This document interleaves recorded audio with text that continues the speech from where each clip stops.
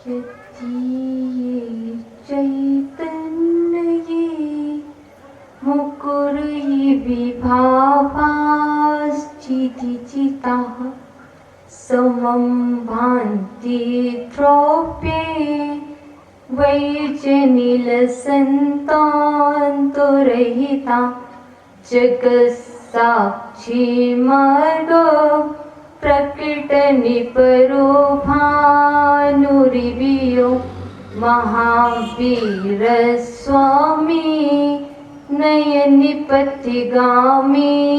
भवतु मे महावीर स्वामी नयनिपतिगामी भवतु मे मेरी पवित्र मनि में गुरुदेवियाओ मैं शास्त्री वाचन करूं प्रतिभा जगाओ अरिहंति भासिति सभी श्रुत देवताओ अरिहंति भासिति सभी श्रुत देवताओ क्या बोलना अभी मुझे तुम ही बताओ तुम ही बताओ।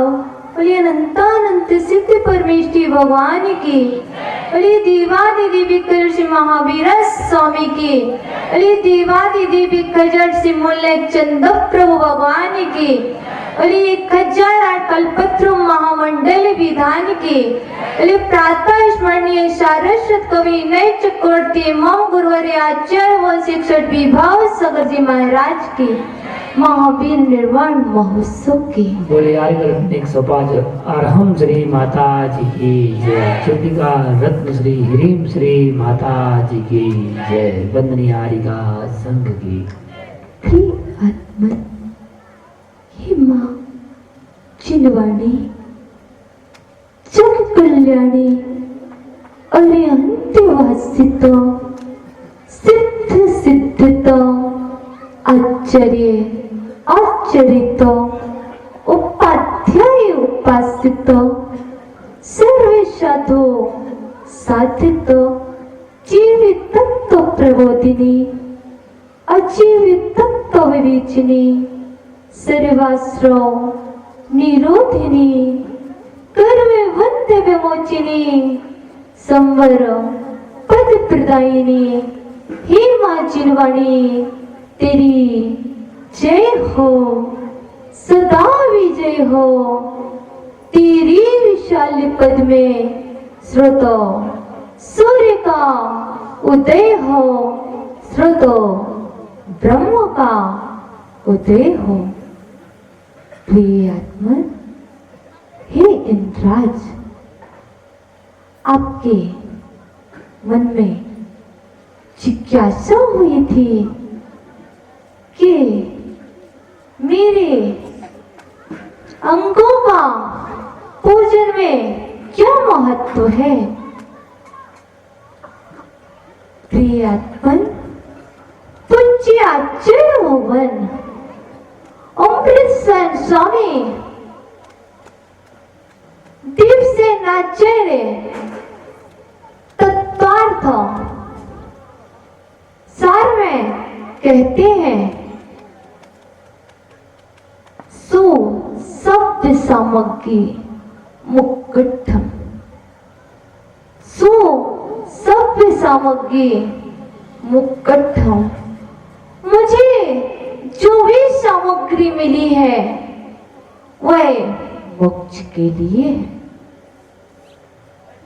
अब आपके लिए कौन सी सामग्री मिली है। हे इंद्रराज आपके पास 5 इंद्रियां हैं जो आपको पुण्य के योग से मिली हुई हैं।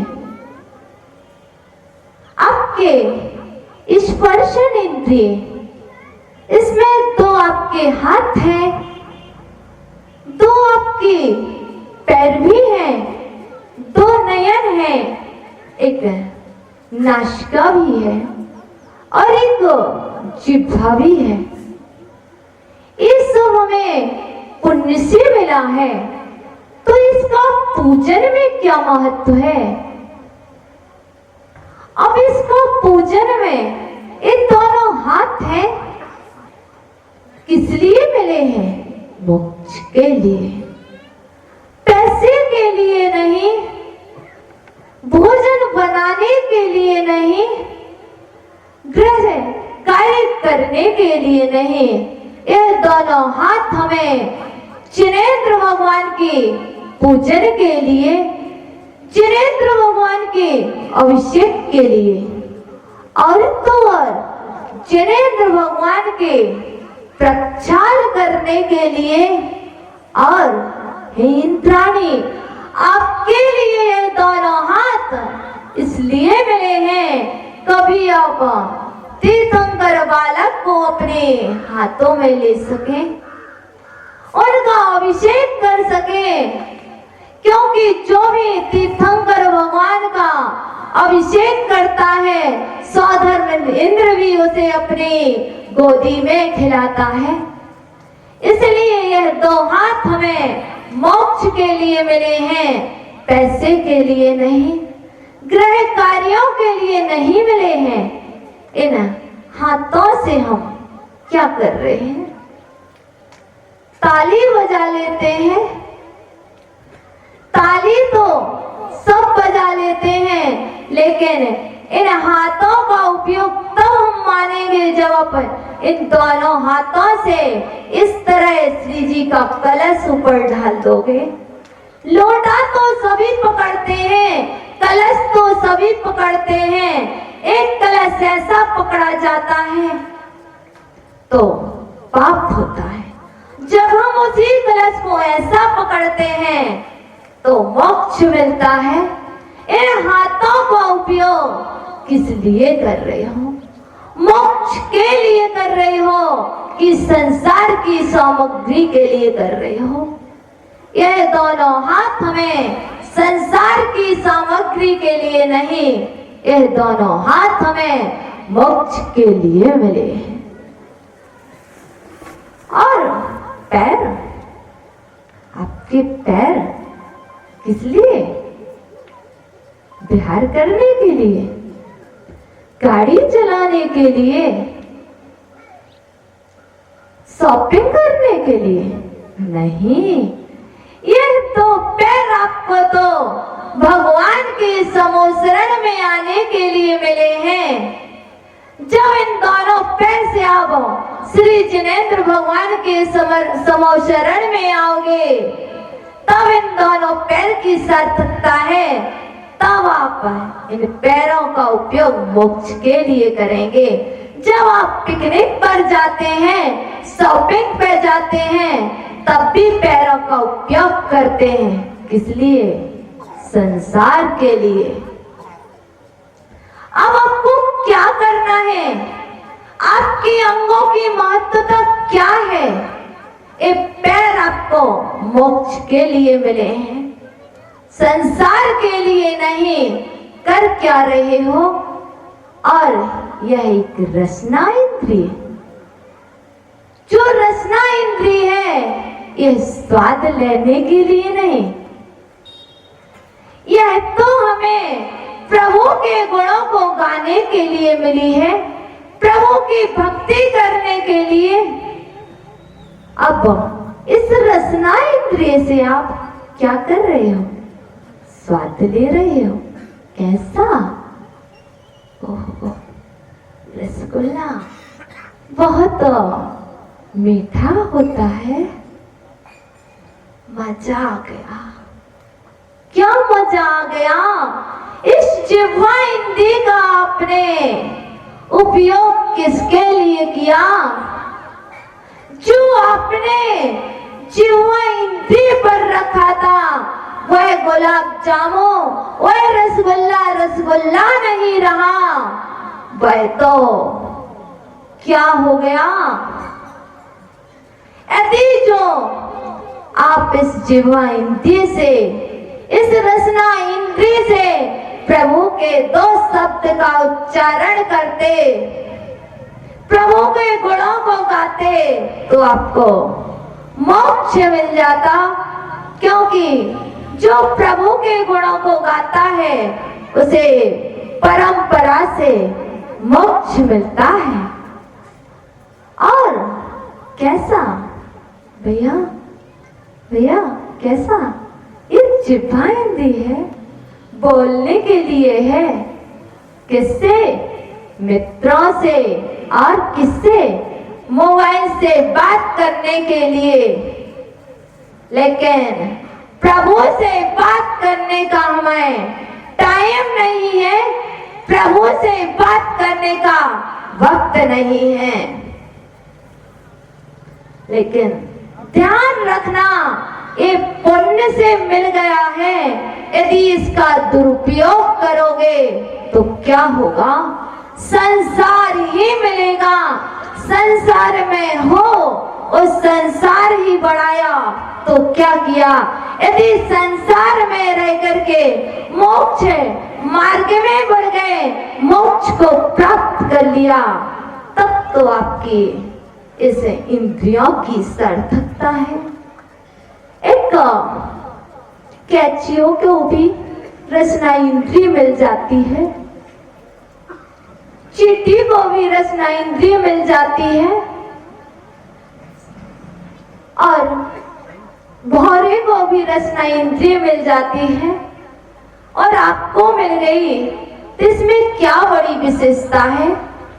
यह तो सभी को मिल जाती है, लेकिन विशेषता तब मानेंगे आपकी जब आप इसका उपयोग मोक्ष के लिए कर लेंगे। आपको भी नासिका मिलती है, चींटी को भी मिलती है, वह भी सुगंध लेती है, वह भी दुर्गंध लेती है, वह शक्कर तक पहुंच जाती है। और यदि आप सुगंध के माध्यम से किसकी सुगंध लेंगे?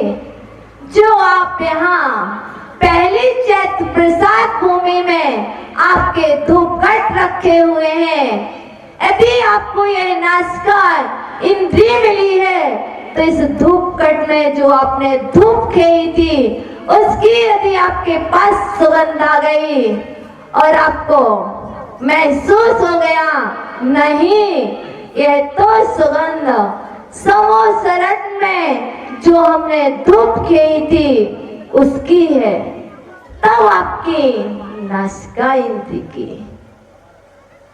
क्या है? सार्थकता है। सुगंध तो सब लेना जानते हैं, पर कौन सी लेना है, कौन सी नहीं लेना, ये सब तो हमें सुसभ्य सामग्री मुकुट, ये सभी जो भी हमें सामग्री मिली है, यह मोक्ष के लिए। ये दो नयन, चक्षु इंद्रिय, ये दो नयन किस लिए? टीवी देखने, बीवी देखने, बेटा को देखने, बेटी को देखने, भवन को देखने, कि भवन भूमि को देखने, भगवान को देखने, कि भगवत्ता को देखने के लिए मिले हैं। ये दो नयन कौन से कार्य के लिए मिले हैं? बताओ। प्रभु को देखने, कि अपने अंदर बैठे हुए परमात्मा को देखने के लिए मिले हैं। इन नयन की सार्थकता तब है जब इन नयनों का उपयोग आप मोक्ष के लिए करेंगे, जब इन नयनों से प्रभु को निहारेंगे। इन नयनों से जिनवाणी माँ को निहारेंगे।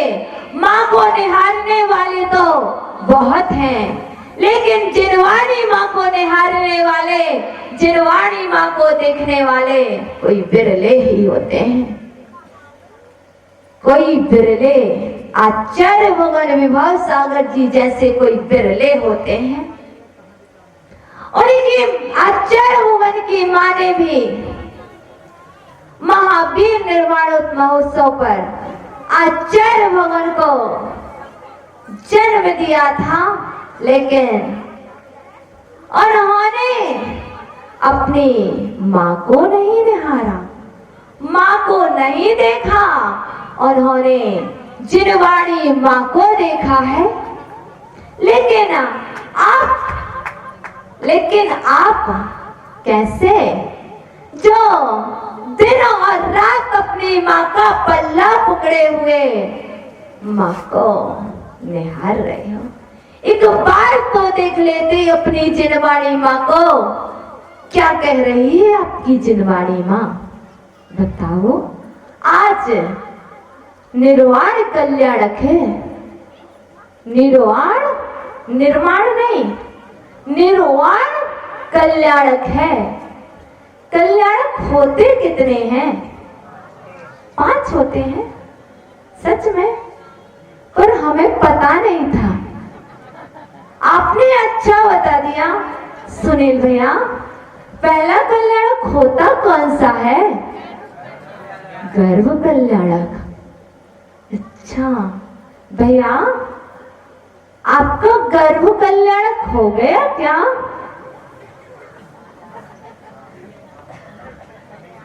भैया, आपका गर्भ कल्याणक हो गया क्या?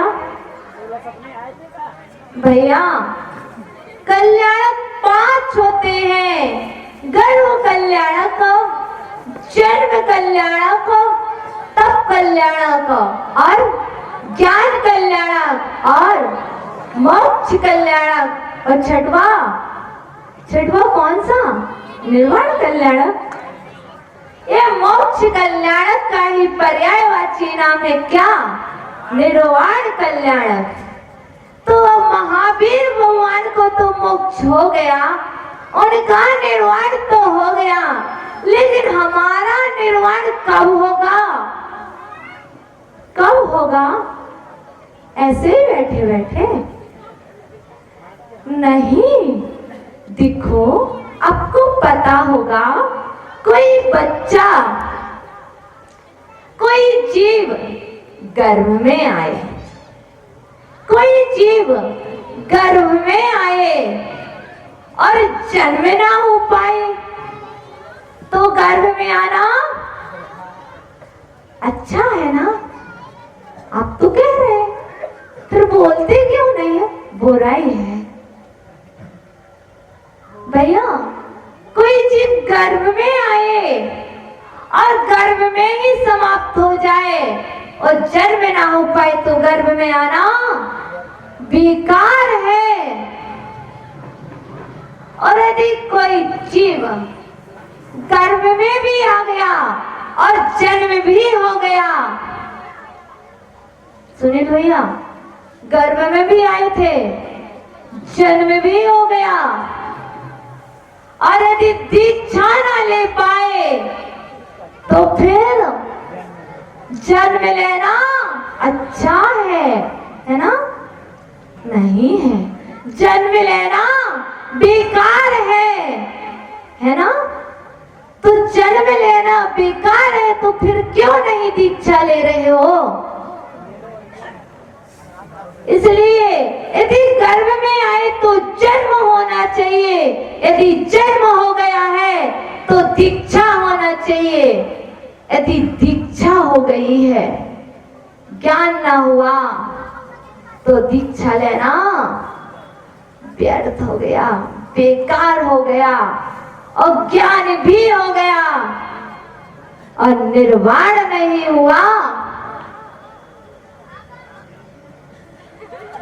तो कौन सा ज्ञान? लौकिक ज्ञान की बात नहीं कर रहे, आप लोग जिसमें लगे हुए हैं आपकी बात कर रहे हैं। आप ज्ञान में लगे हुए हैं, ज्ञान ज्ञान ज्ञान। जो आप ज्ञान का अर्जन कर रहे हैं, वह ज्ञान आपको मोक्ष नहीं दिलाएगा। यदि आपको केवल ज्ञान हो जाए, उसकी बात करें। हमारे प्रभु को केवल ज्ञान हुआ था, और आप देख रहे होंगे आपके यहाँ पर युगल भैया, वह भी लौकिक ज्ञान के साथ साथ उन्होंने भी क्या किया है? धार्मिक ज्ञान का अर्जन किया है, उसी में लगे हुए हैं। आप जैसे नहीं धन को इकट्ठा कर रहे हैं, आप तो धन को इकट्ठा करते हो और अपनी सांसों को बर्बाद करते हो। भैया भैया, धर्मेंद्र भैया, खड़े हो जाओ।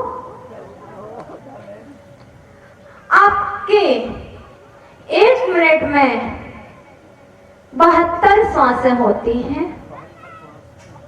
अब आपने इन 72 सांसों का उपयोग किस लिए किया है? मोक्ष के लिए किया है कि संसार के लिए किया है?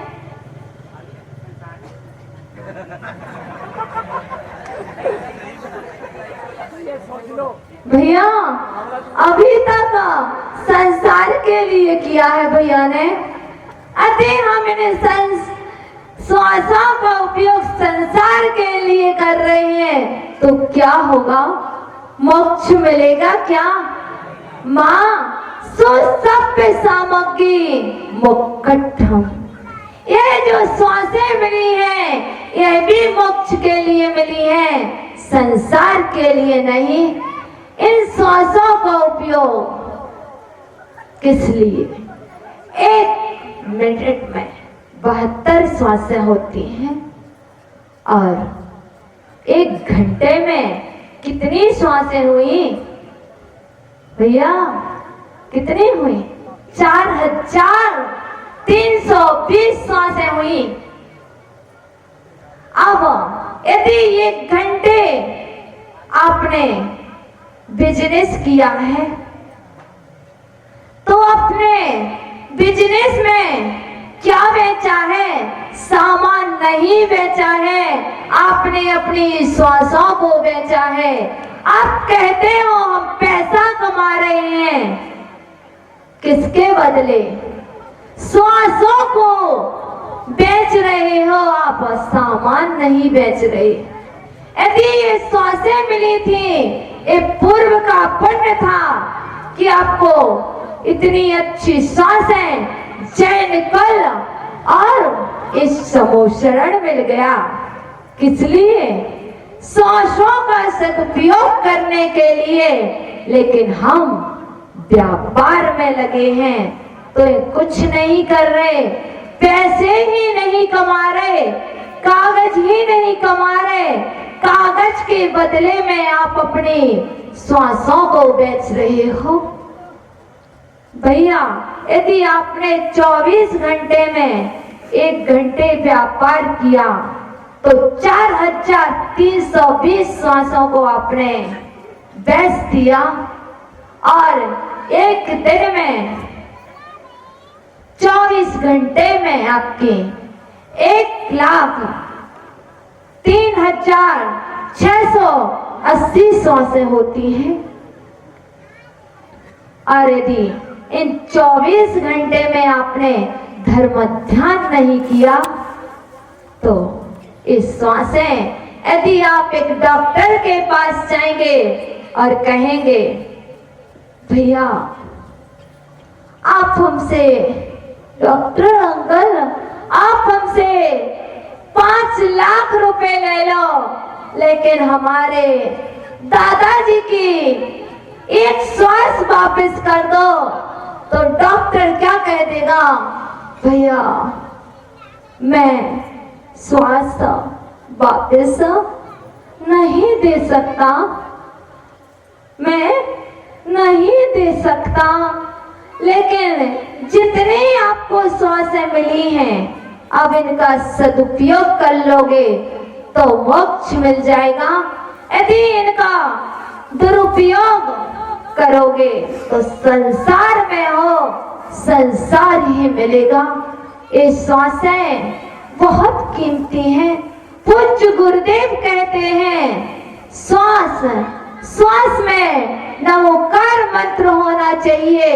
श्वास श्वास में पैसा नहीं, श्वास श्वास में नमोकार, नमोकार के साथ साथ हैं जब हम भोजन करते हैं तो ग्रास ग्रास में भी नमोकार होना चाहिए, लेकिन हम करते क्या है?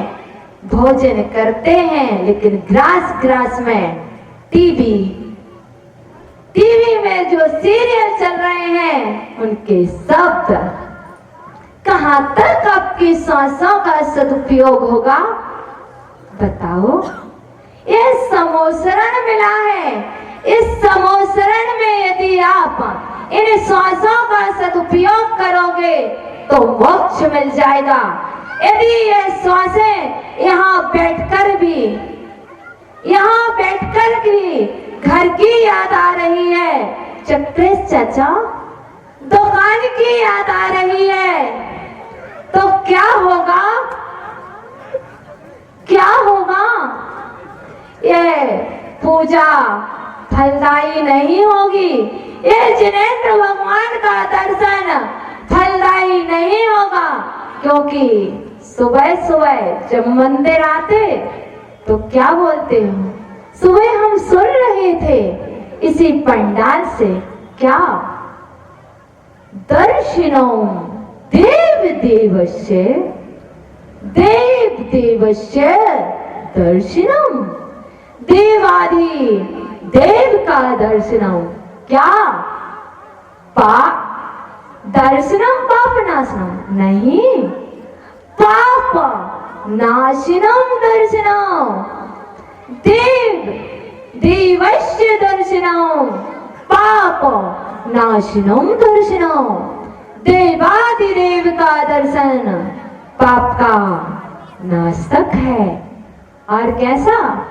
दर्शनम स्वर्ग सोपानम नहीं, स्वर्ग सोपानम दर्शनम, स्वर्ग का सोपान है दर्शनम, दर्शनम मोक्ष साधनम, मोक्ष साधनम दर्शनम, देवादिदेव अरहंत देव का दर्शन मोक्ष का साधन है।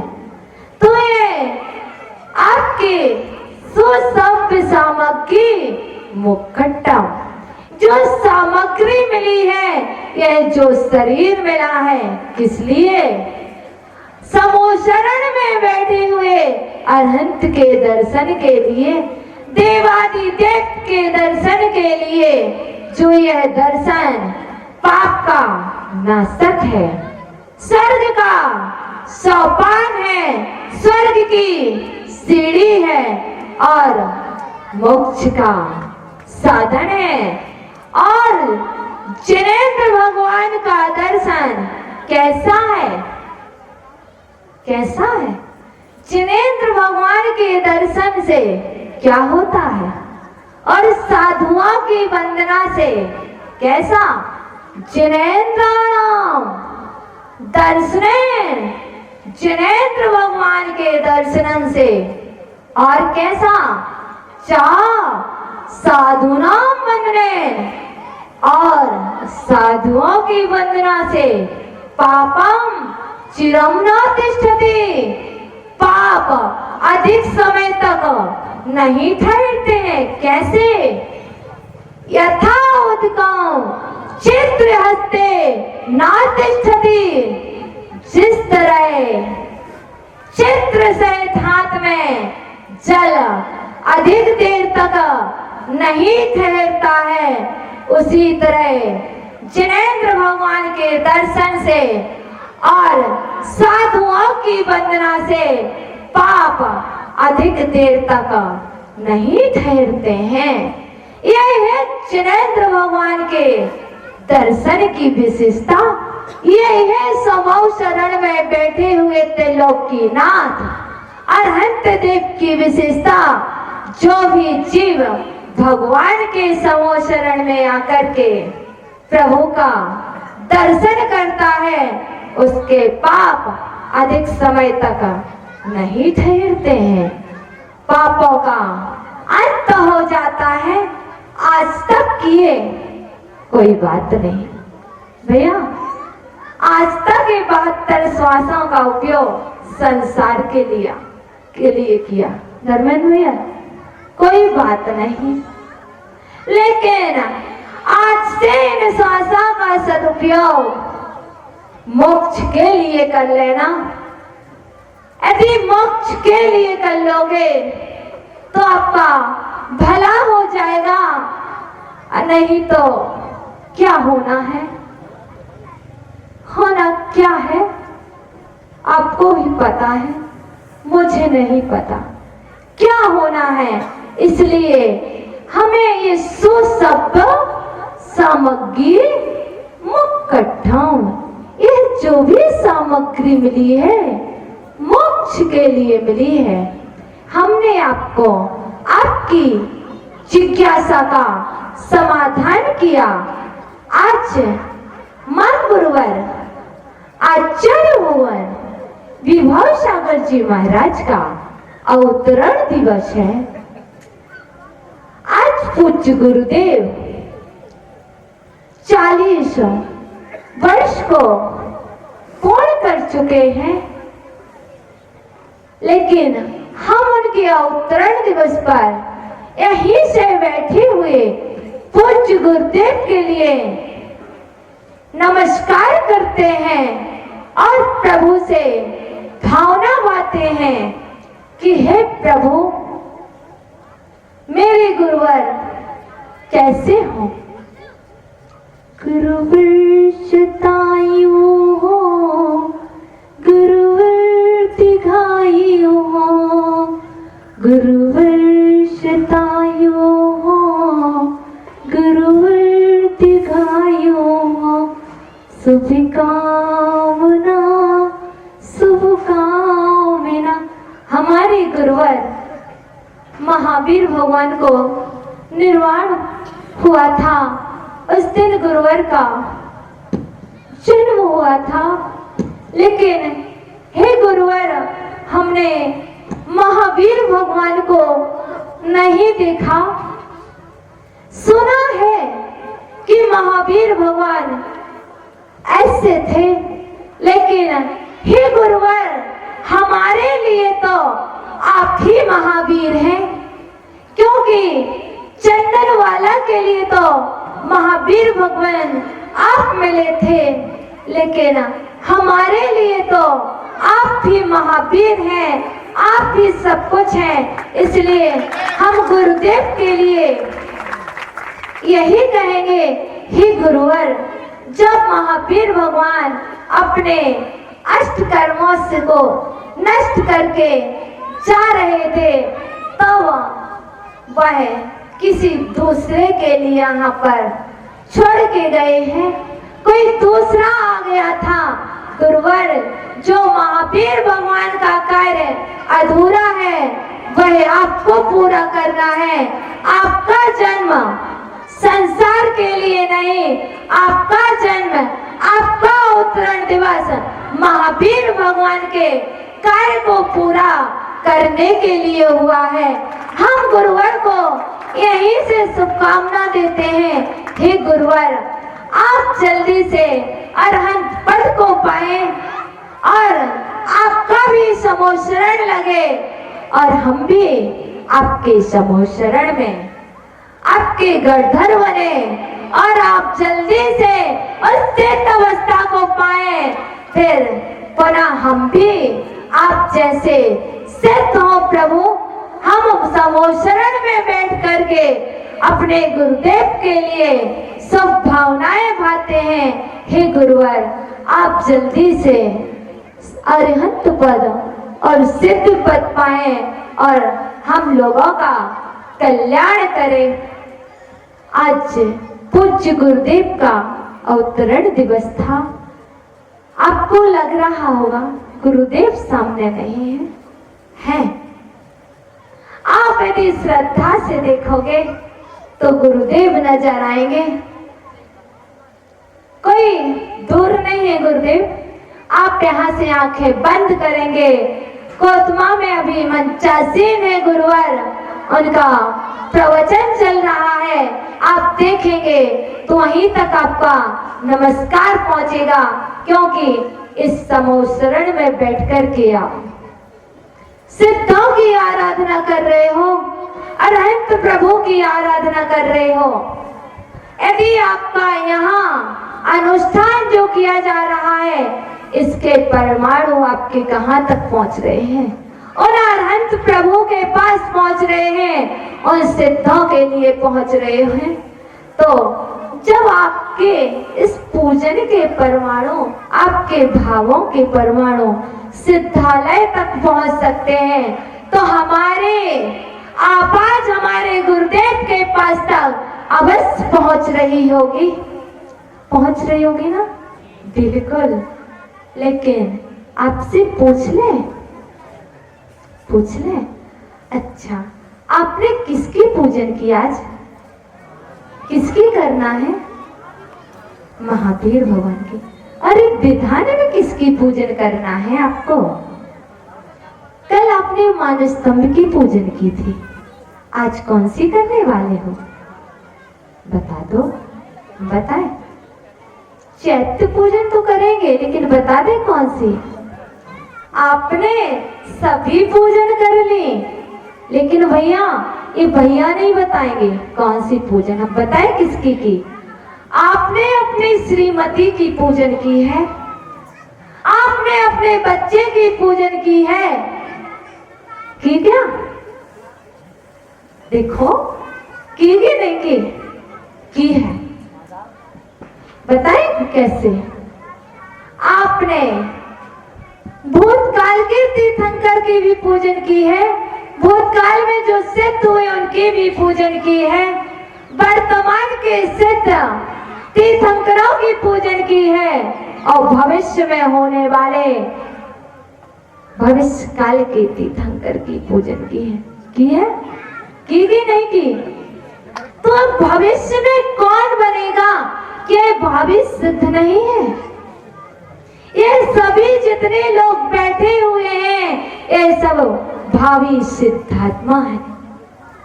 भैया सुशब्द सामग्री मोक्षम, ये सामग्री मोक्ष के लिए मिली है। ये पत्नी, ये आपकी बीवी संसार के लिए नहीं है। भैया सौधर्म इंद्र आपकी सच्ची इंद्राणी, आप सौधर्म इंद्र बने रहेंगे, आपकी सच्ची मोक्ष चली जाएगी, आपकी सच्ची पहले मोक्ष चली जाएगी। आप तो बने रहेंगे, बहुत सारी सचियां आती रहेंगी, लेकिन वह तो कैसे? हम जो पूजन कर रहे हैं, इसमें भावी सिद्ध परमात्मा की भी पूजन किए हैं, तो यह सिद्ध पूजन तो अब क्या करना? अपनी सची का उपयोग संसार के लिए नहीं, मोक्ष के लिए करना। क्योंकि आपके लिए जरूर वह संसार की सामग्री हो सकती है, लेकिन साधु संतों के लिए वही आपकी इंद्राणी, वही आपकी पत्नी मोक्ष का कारण है। कैसे? जब आपकी श्रीमती साधुओं को आहार दान देती है, तो आपके लिए पत्नी नजर आ रही है, लेकिन वही श्रीमती आपके साधु के लिए मां नजर आ रही है। मां का भाव होना अलग है, पत्नी का भाव होना अलग है, लेकिन मां के साथ साथ जो वो आहार दान दे रही है, किस लिए? मोक्ष के लिए। इसलिए आपकी श्रीमती आपके लिए संसार का कारण, लेकिन सुसप सामग्री मुक्कटम, उस सामग्री का उपयोग भी आप मोक्ष के लिए करें। क्योंकि यदि आपकी रानी, आपकी सची क्या करे? आपको मोक्ष में लगा दे, पूजा के लिए प्रेरित करे, मंदिर ले आए, तो यह मत समझना कि वह मुझे कहां ले जा रही है। नरक से बचा लिया, क्योंकि मोक्ष को जानने के 7 कारण है भैया, 7 कारण है। कल भैया श्लोक बोल रहे थे, आपको स्मरण दिला देंगे। वश त्रैकाल्यम त्रपषटकम नवपद सहितम जीव षटकालिश्याः पांचाने चास्तिकाया व्रत समिति गति ज्ञान चारित्र भेदाः। अब इसमें गति भी आई है, 4 गति है। पूरे गिना देंगे आप कहेंगे तो, बट आपका टाइम अधिक हो रहा है, इसलिए आपको बता देते हैं। नरक गति मोक्ष का कारण है कि नहीं, बताओ। नरक गति भी मोक्ष का कारण है, कैसे? क्योंकि हमने आपको सम्यक दर्शन की डेफिनेशन बताई थी। प्रथमान योग का सम्यक दर्शन क्या? पाप जानना और पाप का त्याग कर देना प्रथमान योग का सम्यक दर्शन है। यदि आप कह रहे हैं नरक गति मोक्ष का कारण नहीं है, मोक्ष का मूल नहीं है कैसे? जब तक नरक को जानोगे नहीं तो कैसे छोड़ोगे उन कार्यों को? जब नरक को जानोगे तो फिर जाओगे नहीं। यदि आप सोचें कि हमें नरक तो संसार का कारण है, नहीं, नरक भी जानना है पर नरक जाना नहीं है। कब नहीं जाओगे? जब नरक जाने वाले जो कार्य हैं उनका त्याग कर दोगे तो नरक नहीं जाओगे। आपको सम्यक दर्शन हो जाएगा। कैसे? प्रथमाने का बहुत कठिन है भैया। पाप को पाप जानना उसने, फिर उसका पाप को पाप जान करके उसको त्याग कर देना प्रथमान योग का सम्यक दर्शन है। बहुत सरल है अभी भैया, बहुत सरल है। इसलिए जो सुसभ्य सामग्री मुक्कट्ठम, ये जो सामग्री मिली है इसके लिए मोक्ष के लिए उपयोग करें, संसार के लिए नहीं।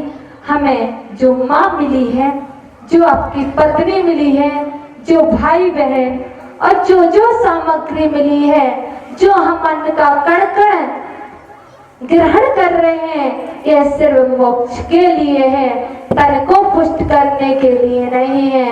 यह तो मन को पुष्ट करने के लिए है। जब मन पुष्ट हो जाएगा तो ध्यान लगा पाओगे। तन को पुष्ट करने वाले तो बहुत मिल जाएंगे, लेकिन मन को पुष्ट करने वाले कुछ बिरले ही होते हैं। तो आज सब लोग इस सुसभ्य सामग्री मुक्कट्ठम, इस सामग्री का उपयोग मोक्ष के लिए करेंगे। ओम नमः। बोलिए मम गुरुवर आचार्य भवन से चढ़ विवाह सगजी महाराज की जय। बड़े परम पूज्य 105 और हम श्री माता की जय। बंदनिया हरिका संघ की जय। जावानी के ज्ञान जय।